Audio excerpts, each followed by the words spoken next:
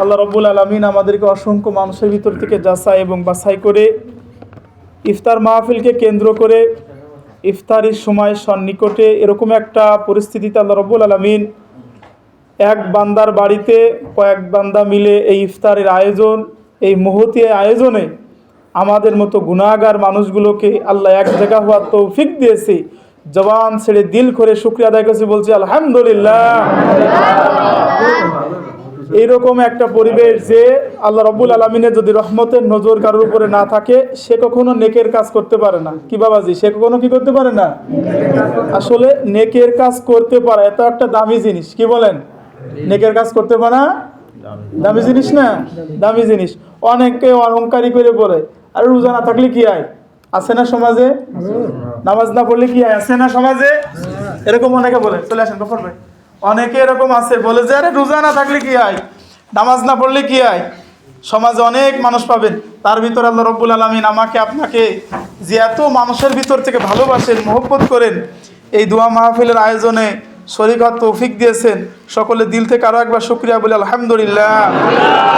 কথা বাড়াবো না, আমার শ্রদ্ধেয় বড় ভাই বাজার মসজিদের ইমাম সাহেব চলে আসছেন। আমি দুইটা কথা আপনাদের কর্ণকুহর পর্যন্ত পৌঁছাতে চাই, ভাই দোয়া করবেন। প্রথম কথা হচ্ছে, হাদিসে সরাসরি আসছে রোজাদারের জন্য দুইটি আনন্দ। একটি হচ্ছে ইফতারির সময়, আর দ্বিতীয় নাম্বারটি হচ্ছে পরকালে আল্লাহর দিদার। বলেন সুবহানাল্লাহ। দিদারটা কেমন হবে? রাসূল আকরাম সাল্লাল্লাহু আলাইহি ওয়াসাল্লাম গুনাহ মাফের বিষয়ে হাদিসে বলতে যে তিনি বলেন যে গাছের পাতা ঝরার উত্তম সময় হলো শীতকাল। কি শীতকালে গাছের পাতা ঝরে যায় না? বাবাজি কথা বলেন, কি ঝরে কি ঝরে না? যে গাছের পাতা শীতকালে ঝরে যায়, ঠিক তেমনিভাবে এই মানুষের গুনাহ ঝরে যাওয়ার উত্তম এবং মুখ্যম সময় হচ্ছে রমজান মাস। বলেন সুবহানাল্লাহ। তাহলে এই রমজান মাস যদি কারোর গুনাহ যদি না ঝরাইতে পারে সে হতভাগা না? কি বলেন, কপাল পোড়া না? এখন মনে করেন ধান লাগানোর মৌসুম, এখন কেউ লাগাইলো না, 2 মাস পরে কি কোনো কাজ হবে? কথা বলে না, কোনো কাজ হবে? এর একটা মুখ্যম সময় আছে, নির্দিষ্ট সময় আছে, নির্দিষ্ট সময় যেই সেই কাজটা করা লাগবে। তো নবীজি আমার সাল্লাল্লাহু আলাইহি ওয়াসাল্লাম বলেন যে গাছের পাতা ঝরে যাওয়ার উত্তম সময় হচ্ছে শীতকাল, আর এই মুমিন মুসলমানের গুনাহ ঝরে যাওয়ার উত্তম সময় হচ্ছে রমজান মাস। বলেন সুবহানাল্লাহ। নবীজি সাল্লাল্লাহু আলাইহি ওয়াসাল্লাম বলেন রোজাদারের জন্য সবচেয়ে খুশির যে সংবাদ সেটা হলো হাসরের ময়দানে আল্লাহ রাব্বুল আলামিন সর্বপ্রথম রোজাদারের সঙ্গে কথা বলবেন। বলেন সুবহানাল্লাহ।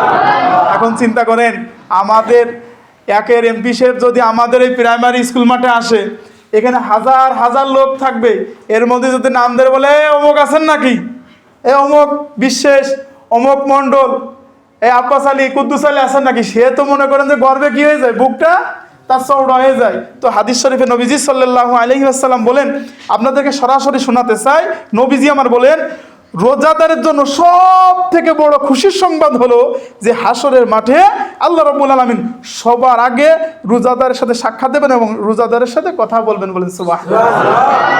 যাক, আপনারা রোজা আছেন, আপনাদের সময় আর নষ্ট করব না। আপনারা বুঝতে পেরেছেন তাহলে রোজাদারের সমান আছে কি নাই? বলেন আছে কি নাই? লোকে কি বললো, কে কি বললো, কে কি ভাবলো, এটা ভাবা যাবে? এই রমজান মাসে মুসল্লি সাজার উত্তম সময়। কথা বলেন। এই জন্য বলেছে নবী যে কারোর পরিবর্তন থেকে হাসাহাসি করা যাবে না। আছে না একসাথে, হ্যাঁ অমুক পাঞ্জাবি পরিছে, অমুক টুপি পরিছে, টিটকারি মারে না? মারে না? মারে। মালিক কি হবে? আপনার গুনাহগুলো ওইদিকে চলে যাবে, আরো যে নেক কামাই করেছে এই নেকগুলো এই জায়গায় চলে আসে। বলেন সুবহানাল্লাহ। যে যা ভাবে ভাবুক, যে যা বলে বলুক, আমি নামাজ পড়বই ইনশাআল্লাহ, আমি রোজা রাখবই ইনশাআল্লাহ। আমরা দোয়ার দিকে